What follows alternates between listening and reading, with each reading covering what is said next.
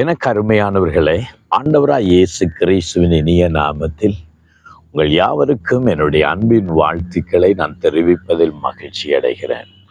எனக்கு அருமையானவர்களே, நானும் நீங்களும் ஆண்டவரை நம்பி ஒவ்வொரு நாளும் வாழும்போது அவரே நமக்கு அடைக்கலமாகவும் கேடகமாகவும் கோட்டையாகவும் நான் நம்பியிருக்கிற துருகவுமாய் இருக்கிறார்.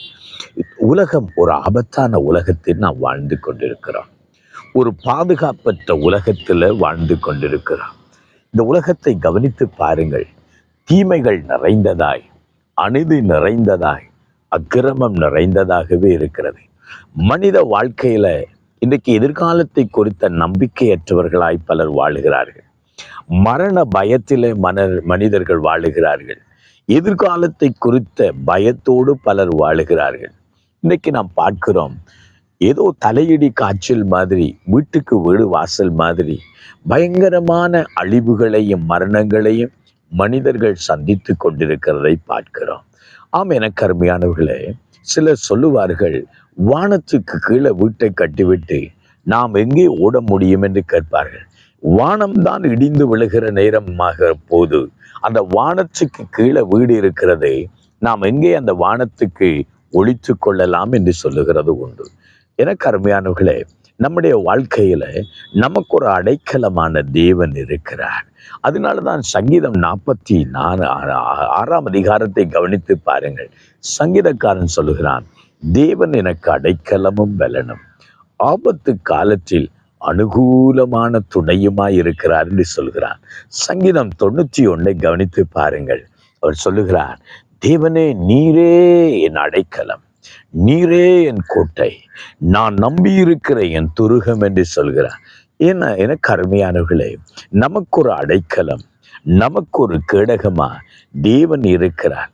அதாவது நம்மை பாதுகாக்கிறவர், நம்மை பராமரிக்கிறவர், நம்மை நடத்தி செல்கிற தேவன் இருக்கிறார். இன்றைக்கு நம்முடைய வாழ்க்கையில நாம் செய்ய வேண்டிய ஒன்று என்ன தெரியுமா? தேவனிடத்துக்கு வருவோம், தேவனை நாம் பற்றி கொள்வோம், தேவனுடைய செட்டையின் மறைவினிடத்துக்கு வருவோம். இன்றைக்கு தேவன் இல்லாமல் பலர் வாழுகிறதை நான் பார்க்கிறேன். தேவ சமூகத்தை விட்டு பலர் ஓடிக்கொண்டிருக்கிறதை பார்க்கிறோம். அப்படி ஓடுகிறவர்கள் எங்கே ஓடுகிறார் தெரியுமா? தங்கள் பாதுகாப்பை இழந்து ஓடிக்கொண்டிருக்கிறார்கள்.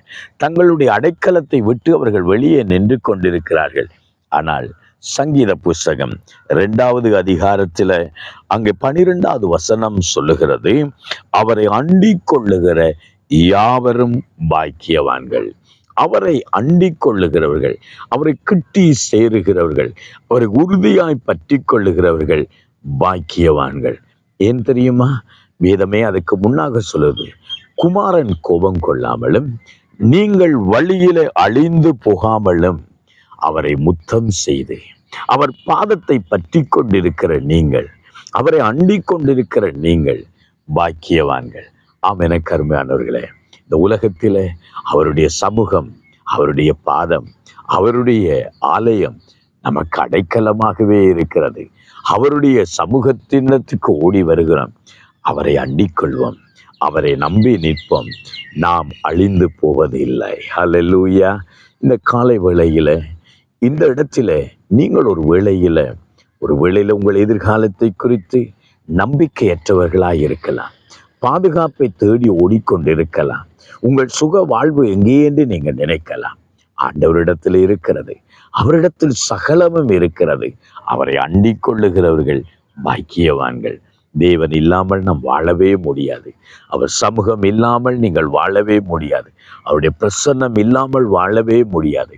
அவரை அண்டிக் கொள்ளுங்கள், அவருடைய பாதத்தை நித்தமும் முத்தம் செய்யுங்கள். நீங்கள் ஆசீர்வதிக்கப்பட்டவர்களாய் காணப்படுவீர்கள். உங்களுக்காக நான் ஜெபிக்கட்டுமா? இயேசுவே, உங்களுடைய பாதமே எனக்கு தஞ்சம் என்று அவரை அண்டிக் கொள்ளுங்கள். ஆண்டவர் உங்களை ஆசீர்வதிப்பார். எங்களை நேசிக்கிற தகப்பனே, இந்த வேளையிலும் சுவாமி, உங்களுடைய பிள்ளைகள் யார் யாரு உங்களுடைய சமூகத்துக்கு வருகிறார்களோ, உங்களுடைய பாதத்தை பற்றி கொள்ளுகிறார்களோ, அத்தனை பேருக்கும் நீர் அடைக்கலமாய் இருக்கிறவர், நீ கோட்டையாக இருக்கிறவர், நீ தஞ்சமாக இருக்கிறவர். இன்றைக்கு உம்முடைய பிள்ளைகளை தேவன் ஆசீர்வதித்தருளும், அவர்களை பாதுகாத்து கொள்ளும், தீமைக்கும் தீங்குகளுக்கும் விலக்கி காப்பீராய். அன்பு கரத்துக்குள் ஒப்பு கொடுத்து ஆண்டவர் இயேசுவின் நாமத்தில் ஜெபிக்கிறோம் நல்ல பிதாவே. ஆமென், ஆமென். கர்த்தர் உங்களை ஒடுக்குடரிப்பார், உங்களை வழி நடத்துவார். God bless you.